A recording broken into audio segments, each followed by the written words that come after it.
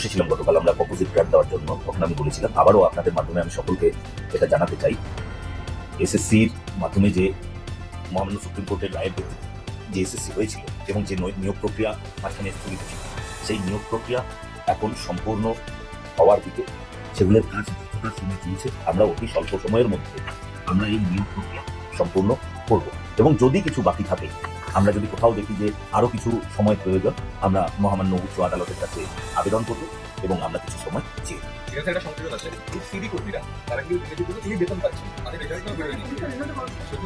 দেখুন, সেটা আমাদের প্রাথমিক যে 26,000-এর জন্য আমাদের 31শে আগস্ট পর্যন্ত একটা ডেডলাইন বেঁধে দেওয়া হয়েছে, সেই বিষয়টা নিয়ে আমরা কাজ করছি। গ্রুপ সিডির জন্য আমাদের তাদের যে রেজাল্ট, সেটা আমাদের প্রস্তুত হয়ে আছে, সেটাও আমরা বের করবো, কিন্তু এই বিষয়টাকে আমরা গুরুত্ব দিচ্ছি যেহেতু এখানে সুপ্রিম কোর্টের একটা বিষয় আছে। ওদের পরীক্ষার রেজাল্টটা বেরিয়ে যাবে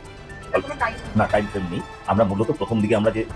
শিক্ষক মহাশয়দের যেটা আছে, যেহেতু তাদের চাকরিটা নেই, আদালতের নির্দেশ করে, আদালত যেরকম নির্দেশ দিয়েছে, আর এখানে শিক্ষকদের যেটা 31 আগস্ট পর্যন্ত আছে মনে হয়, ঠিক আছে, এদেরটা আমরা দেখছি, ওদেরটাও আমাদের নজরে আছে, যে আমাদের প্রসেস অনেক দূর এগিয়ে গেছে এবং আমরা 31শে আগস্টের মধ্যে যে হায়ার সেকেন্ডারি যেগুলো হয়েছে সেগুলো আমরা